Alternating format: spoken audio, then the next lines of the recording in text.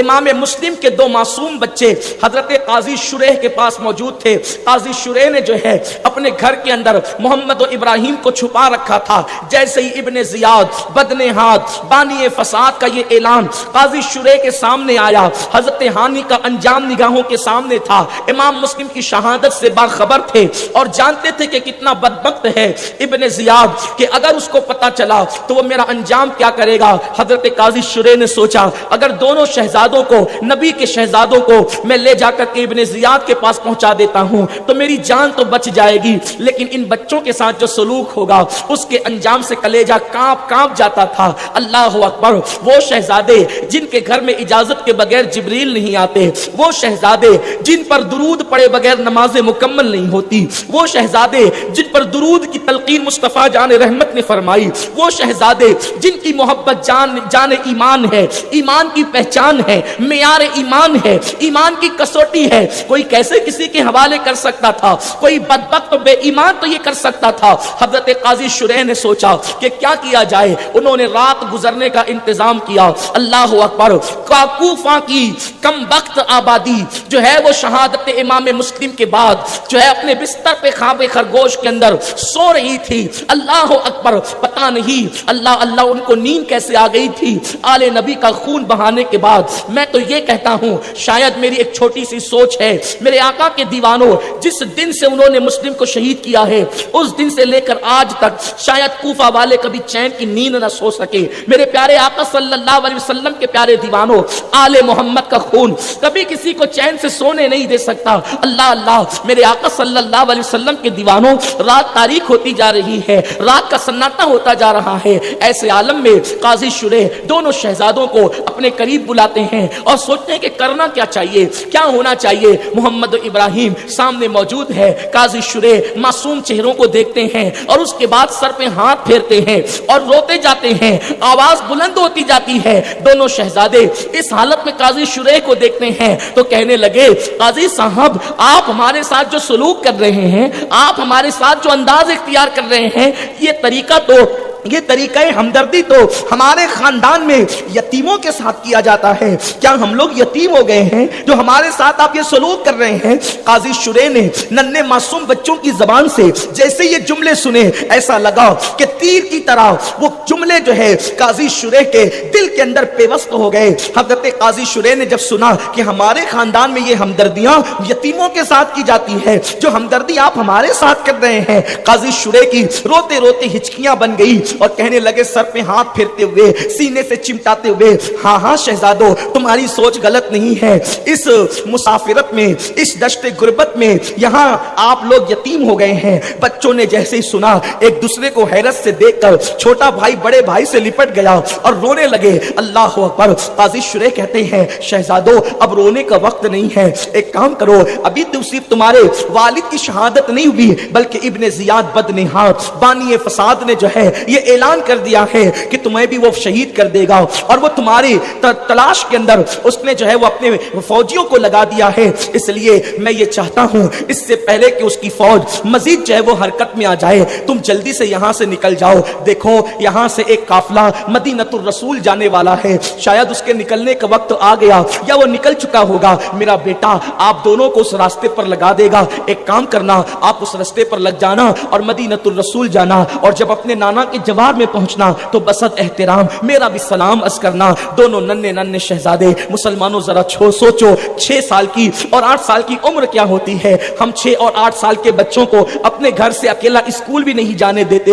وائد مظلومی, ہائے وقت کے حالات اور اللہ اللہ لوگوں کی ستم ظریفیاں, دنیا کی ہوس پرستوں کے آگے انسان کتنا مجبور ہو جاتا ہے. جب انسان کے دل کے اندر دنیا کی محبت بیٹھ جاتی ہے تو اس وقت وہ اس کو کچھ سجائی نہیں دیتا, وہ دنیا کا کتا بن جاتا ہے اور پھر وہ کس قدر خوخار ہو جاتا ہے, وہ کس قدر سخت دل ہو جاتا ہے, اس کے سامنے پھر کچھ نہیں رہتا. مجھے بتاؤ وہ دور کتنا دور رسالت سے قریب تھا, کس کو پتا نہیں تھا کہ آل نبی کی محبت فرض کی گئی ہے, آل نبی کی محبت عین ایمان ہے, آل نبی کی محبت عین اسلام ہے. مجھے بتاؤ کس کو پتا نہیں تھا. لیکن باہر دنیا کی محبت جن کے دل سخت ہو جاتے ہیں پھر اس کے بعد बाद उनको कुछ सुझाई नहीं देता, उनको कुछ दिखाई नहीं देता। मेरे प्यारे आका सल्लल्लाहु अलैहि वसल्लम के दीवानों, फिर क्या हुआ? वो हजरत काजी शुरेह का बेटा रात के आखिरी पहर में दोनों शहजादों को लेकर के गया और फिर उंगली का इशारा करके कहा, ये देखो ये रास्ता मदीनतुर रसूल की तरफ जाता है, मदीने तैयबा की तरफ जाता है। दोनों शहजादे चलते रहे, सिपाहियों का खौफ था और चलते चलते अल्लाह अल्लाह पैरों में आबले पड़ गए, कांटा चुभता तो वहीं पर बैठ जाते। अल्लाह अकबर। कभी एक दौर वो था कि नाना के मजार तक भी जाते थे तो बाप की उंगली थाम कर जाते थे, और आज एक वक्त ऐसा है कि अल्लाह अल्लाह कूफा से मदीने मुनव्वरा का सफर अकेले तय करना है, पैदल तय करना है, न कोई साथी है, न कोई संगत है, न कोई सवारी है। मेरे आका अलैहिस्सलाम के दीवानों, जरा सोचो तो सही, आले नबी के साथ क्या सलूक किया गया, दीन के मुहाफिजों के साथ क्या अंदाज किया गया। अल्लाह अल्लाह। ऐसे में दोनों शहजादे चल रहे हैं और चलते चलते जब सुबह का सवेरा नमूदार होने के करीब होता है तो इब्ने जियाद के जो सिपाही थे, जो ढूंढ रहे थे, तलाश कर रहे थे, दोनों शहजादों का सामना हो गया। चेहरे की नूरानियत देख के पता हुआ कि ये कोई अजनबी और ये कोई मामूली लोग नहीं है, ये नबी के शहजादे हैं, इमाम मुस्लिम के शहजादे हैं। उन जालिमों ने पूछा, कौन हो तुम? तो ये सोच करके सही सही बता दिया कि यतीमों के साथ तो सख्त से सख्त दिल इंसान भी अच्छा सलूक करता है, हम तो मुस्लिम इब्ने अकील के यतीम हैं। इसलिए उन्होंने सच सच कह दिया कि देखो हम मुस्लिम बिन अकील के जो है वो यतीम हैं, फातिमा के पोते हैं, नबी के नवासे हैं। बस जैसे ही उन्हें पता चला, दोनों शहजादों की जुल्फे खींची और पकड़ करके जो है कहा, जाके हम तुम्हें ढूंढते ढूंढते थक रहे हैं और तुम जो है वो ये मजे से भागने की कोशिश कर रहे हो। ला करके वहां पर जमा कराया। इब्ने जियाद से कहा, ये हमने मुस्लिम के बच्चों को पकड़ा है, हमें इनाम दिया जाए और फिर बताओ हुक्म क्या किया जाए। इब्ने जियाद ने कहा, मैं यजीद को खत लिखता हूं, वो जो हुक्म देगा उस पर अमल होगा, तब तक के लिए इन दोनों बच्चों को जेल में डाल दिया जाए। दोनों शहजादों को जेल में डाल दिया गया। कहते हैं कि जो जेल का दारोगा था वो अहले बैत का मुहिब था। मेरे आका सल्लल्लाहु अलैहि वसल्लम के दीवानों, दुनिया में अक्सरियत अहले बैत के मुहिब्बीन की मिलेगी। अगरचे कोई दहशतगर्दी करे, कोई जुल्म करे, कोई जो है अपनी ताकत के बल पर लोगों को अहले बैत की मोहब्बत से दूर करना चाहें, लोग जबान तो बंद कर सकते हैं लेकिन दिल पर किसी का काबू नहीं है। इंसान फूल पर तो पैरा बिठा सकता है, फूल की खुशबू पर पहरा कभी नहीं बिठाया जा सकता।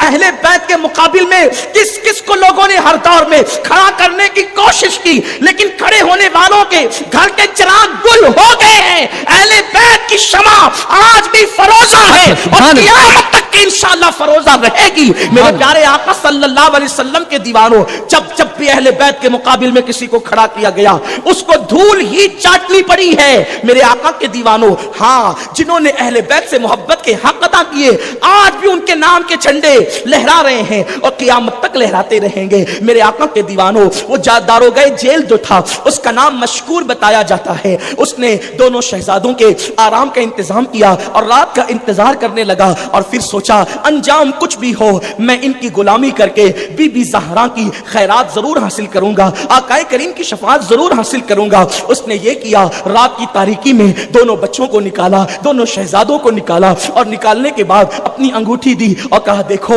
ये कादसिया की तरफ जाने वाला रास्ता है, जब तुम कादसिया जाओगे तो मेरा भाई है, सगा भाई, उसको ये अंगूठी दिखाना, वो तुम्हें मदीने मुनव्वरा तक हिफाजत के साथ पहुंचा देगा। दोनों शहजादे कल के सफर से कलेजा मुंह को आता था, रात भर बेचैन चलते रहे। अल्लाह अकबर। और अब जब निकले सफर शुरू किया तो हाल ये था, पत्ता खड़कता तो यूं लगता कि कोई सिपाही फिर ना पकड़ ले, डर कर सहम कर बैठ जाते, कभी चलते कभी रुकते, कभी डर की वजह से एक दूसरे से लिपट लिपट कर रोने लगते। आखिर मुसलमानों जानते हो ना, छोटे बच्चों की उम्र ही क्या, छोटे बच्चों के हौसले ही क्या होते हैं। अल्लाह अकबर। हमारे बच्चे तो पटाखे की आवाज से भी डर कर उठ जाते हैं। अल्लाह अल्लाह। हमारे बच्चे तो ढोल जोर से बजता है तो उससे भी डर जाते हैं, बल्कि माँ बाप की चीख से डर जाते हैं। हाय हाय, उन नन्हे बच्चों की मुसाफिरत का हाल क्या होगा, उनकी मजलूमियत की कैफियत क्या होगी। वो दोनों शहजादे अल्लाह अल्लाह जो है वो चलते हैं और चलते चलते जब पैर में कल जो आबले पड़े थे अब वो फूट चुके हैं, उससे खून रसने लगा है, नाजुक और नन्हे पैरों से खून निकल रहा है,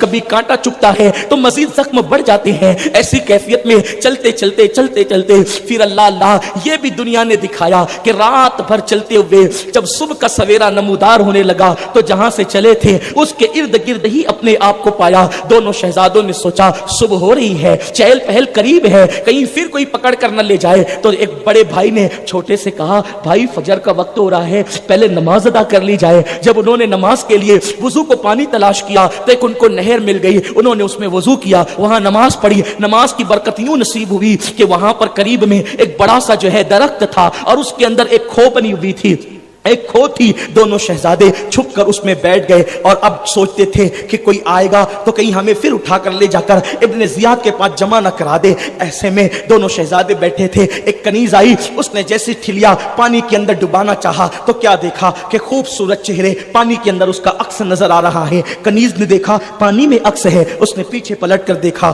तो दरख्त की खो में दोनों शहजादे डरे सहमे बैठे हुए थे, मुस्लिम के यतीम बैठे हुए थे। कनीज ने पलट करके कहा, कौन हो तुम? अब दोनों शहजादे डर गए कि कल कहा था, सच सच कह दिया था तो हम पकड़े गए थे, जेल में डाल दिए गए थे, आज सच कहेंगे तो कहीं पकड़े न दिए जाएं, पकड़ा न दिए जाएं। फिर सोचा झूठ कहना हमारे खानदान की रीत नहीं, और सच कहें तो पकड़े जाते हैं, झूठ कहते हैं तो खानदान की आबरू जाती है, सच कहते हैं तो पकड़ लिए जाते हैं। अल्लाह अल्लाह, सोचो तो जिनके बच्चों की ये शान है उनके बड़ों की शान का हाल क्या होगा, उनके बड़ों के किरदार का हाल क्या होगा, उनके बड़ों के कैरेक्टर का हाल क्या होगा। फिर क्या हुआ मेरे आका के दीवानों, उस नन्ही सी जानों को देखा कि जब वो कोई जवाब नहीं देते बल्कि सर झुका लेते हैं तो उस कनीज ने कहा, बच्चों अब कुछ छुपाने की कोशिश न करो, तुम्हारे चेहरे का नूर बताता है कि तुम किसी मामूली खानदान के नहीं, तुम फातिमा के शहजादे हो।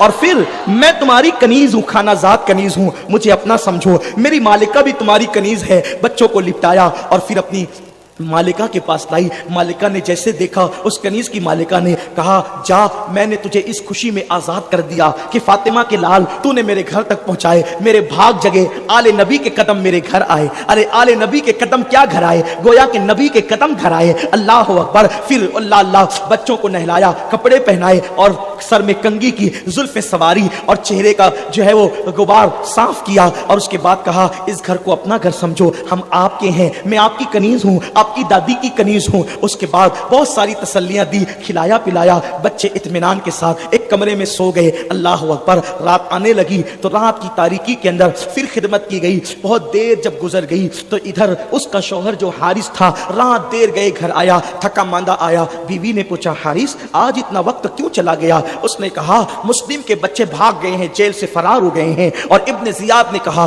कि वो जो उन्हें ढूंढ करके लाएगा मैं उसको मुंह मांगा इनाम दूंगा। तो मैं उन बच्चों को ढूंढने के लिए गया था, मेरा घोड़ा भी मर गया और मैं थक कर चूर हो गया हूं। उस बीवी ने कहा कि जालिम, सोच तो सही, आले मोहम्मद के सरों की कीमत वसूल करना चाहता है। अरे दुनिया से कोई लेकर क्या जाएगा? इब्ने जियाद बदने हाथ के बहकावे में मता, सोच, आले नबी का की जान का सौदा न कर। बहुत सब समझाया। बीवी को कहा, तू अपना राग छोड़ और चुपचाप सो जा, मेरा दिमाग न पका। और उसके बाद वो थका था, सो गया। सोने के बाद अभी दोनों शहजादे जोर जोर से रोने लगे। जैसे रोने लगे ये हारिस बेदार हुआ और उसने कहा कि बच्चों के रोने की आवाज कहां से आ रही है? उसकी बीवी ने कहा, शायद पड़ोस के बच्चे रो रहे होंगे। उस जालिम ने कहा, पड़ोस के बच्चे नहीं, हमारे घर से रोने की आवाज आ रही है, जबकि हमारे घर में इस उम्र के बच्चे मौजूद नहीं है। अल्लाह अकबर। उसकी बीवी ने कहा, शायद तेरे कान बज रहे होंगे, सो जा। उसने कहा, नहीं, मैं तो देखूंगा कहां है। और उसके बाद जहां से रोने की आवाज आती थी वो वहां पर जाने की कोशिश करने लगा। लेकिन कमरे का हाल क्या था,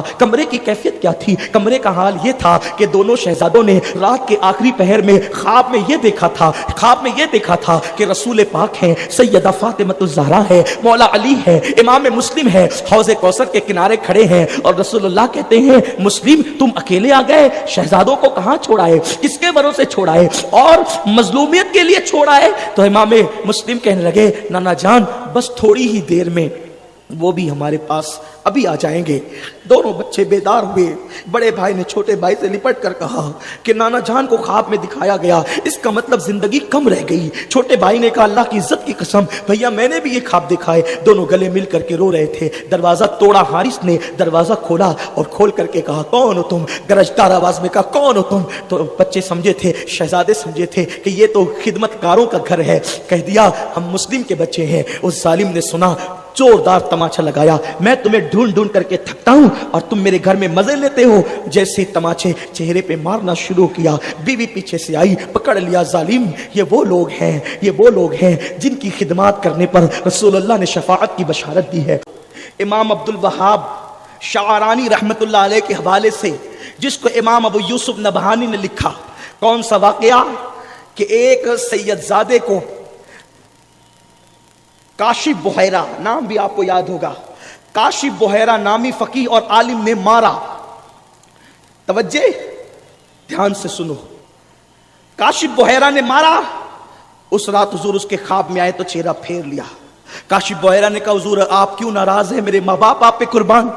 हुजूर ने कहा, तूने मुझे क्यों मारा? सुना था आपने, मैंने बयान किया था पहली महफिल में, इसी साल की 1440 की इसी साल की पहली महफिल में कुलसूम मस्जिद के पास मैंने, हुजूर ने कहा तूने मुझे क्यों मारा? उसने कहा, हुजूर मैंने आपको नहीं मारा। फिर आका ने कहा, तूने मुझे क्यों मारा जबकि क़यामत के दिन मैं तेरी शफाअत करने वाला हूं? उसने कहा, तो हुजूर मैं आपको कैसे मार सकता हूं? तो आका ने अपना हाथ बताया था। तो काशिफ बुहैरा कहते हैं, हुजूर का हाथ ऐसे सूजा हुआ था जैसे शहद की मक्खियां किसी को काट लेती है तो हाथ सूज जाता है, ऐसे हुजूर के हाथ में सूजन थी।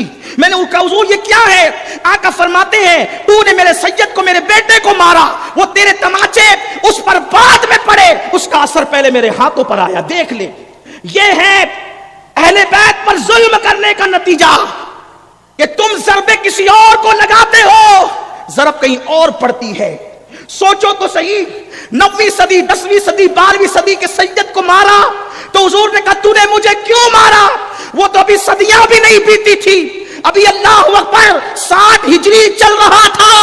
इमाम मुस्लिम के बेटे थे, फातिमतुज़ ज़हरा के पोते थे, कितना करीबी रिश्ता था। अल्लाह अकबर, हारिस ने तमाचे मारे, पीछे से उस खातून ने पकड़ा, ये जुल्म न कर, ये ज्यादती न कर। वो नहीं माना। उसने जब मार मार के थक गया तो दोनों शहजादों की जुल्फों को एक दूसरे के साथ बांध दिया। दोनों शहजादों की जुल्फों को, उस दौर में जुल्फें, चूंकि हुजूर अलैहि सलाम की जुल्फें रखना सुन्नत है, तो उस दौर में जुल्फें मुसलमान कसरत से रखते थे। ये सुन्नत उस दौर में बड़ी जिंदा थी।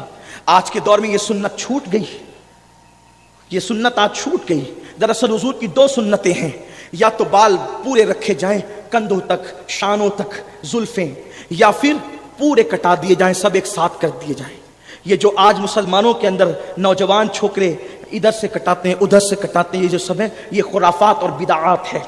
आकाए करीम सल्लल्लाहु अलैहि वसल्लम ने इसको क़यामत की निशानी में से एक निशानी करार दिया है। अल्लाह ताला मेरे जवानों को तौफीक अता फरमाए, मेरे जवानों को अल्लाह हिदायत नसीब फरमाए, ताकि मेरी कौम के जवान हीरो का अंदाज छोड़ दे, मगरबी तहजीब छोड़ दे, दीन की मदद और नुसरत करना शुरू कर दे। तो दोनों शहजादों की जुल्फों को उसने कस के बांध दिया और कहने लगा, जालिम तड़पते रहो, जितना रोना है रोते रहो, जब सुबह का सूरज निकलेगा तब तुम्हें तुम्हारा अंजाम पता चलेगा। सोचो मुसलमानों, इंसान के जिस्म में सबसे कमजोर तरीन उसके बाल हुआ करते हैं। अल्लाह अकबर, दोनों शहजादे बालों के जरिए से बांध दिए गए, और जब शहजादे बालों के जरिए से बांध दिए गए रोते रहे, और उसके बाद जब सुबह नमूदार हुई तो उस जालिम ने दोनों शहजादों को पकड़ा और पकड़ करके खच्चर की नंगी पीठ पे बिठाया और जो है उनको बांध दिया, और बांधने के बाद जो है फुरात की तरफ ले जाने लगा। शरीफ बीवी ने खूब मिन्नत की, उसको ऐसा मारा कि उसका सर दीवार से टकराया, वो बेहोश होकर जमीन पे गिर पड़ी। बेटा आया,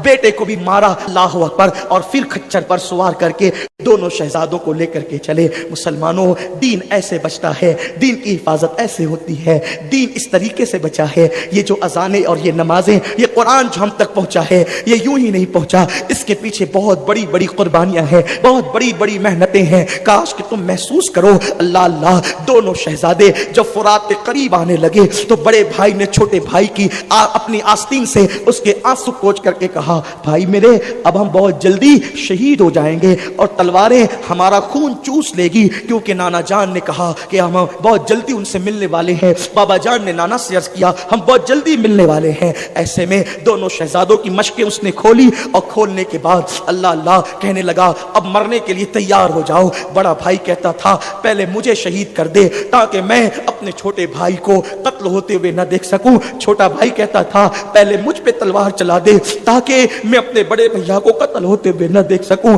ہائے رے فرات کا کنارہ. جب میں فرات کے کنارے پر پہنچا، فرات کے کنارے پر ان دونوں شہزادوں کے مدفن پہ پہنچا، محمد و ابراہیم کے مزارات پہ پہنچا، میں نے یہ واقعہ میرے ساتھیوں کو سنایا. لوگوں کی چیخیں نکل گئی.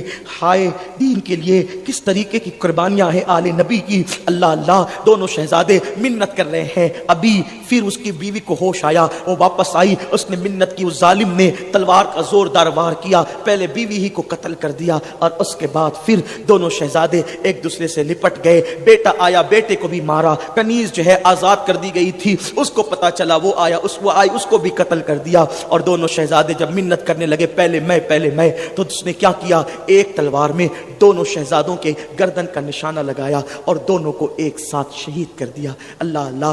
دونوں ننھے سے معصوم بچے ایک ساتھ شہید ہوئے. ایک ہلکی سی چیخ جو ہے فضا میں لہرائی، کوفہ کی فضا میں، اور فرات کے کنارے دو معصوم شہزادوں کا جسم جو ہے وہ تڑپنے لگا. اللہ اکبر. سر کٹانا، جان دینا، کوئی تجھ سے سیکھ جائے، جان عالم ہو فدا، اے خاندان اہل بیت. دونوں سروں کو لیا، ٹوکرے میں رکھا اور ٹوکرے میں رکھ کر ابن زیاد کے پاس پہنچا. ابن زیاد مجھے انعام دے، منہ مانگا. ابن زیاد مجھے منہ مانگا، انعام دے، دیکھ میں کیا لایا. ابن زیاد نے کہا کیا لایا؟ تو اس نے کہا مسلم کے بچوں کا سر لایا ہوں. اس نے کہا ارے میں نے مسلم کے بچوں کو گرفتار کر کے لانے کو کہا تھا، میں نے کاٹنے کو نہیں کہا تھا. میں یزید کو خط لکھ چکا ہوں کہ بچے میری تحویل میں جیل کے اندر بند ہے. اب اگر وہ بچوں کو زندہ طلب کرے گا تو میں کیا جواب دوں گا؟ تجھے کس نے کہا تھا قتل کرنے کا؟ پھر اتنا کہنا تھا کہ اس نے کہا اس بدبخت کو جو میرے لیے مصیبت بن جائے لے جاؤ اور اس کو فرات کے کنارے قتل کر دو. دیکھا اہل بیت کی دشمنی کا انجام. نہ خدا ہی ملا، نہ وصال صنم، نہ ادھر کی رہے نہ ادھر کی رہے.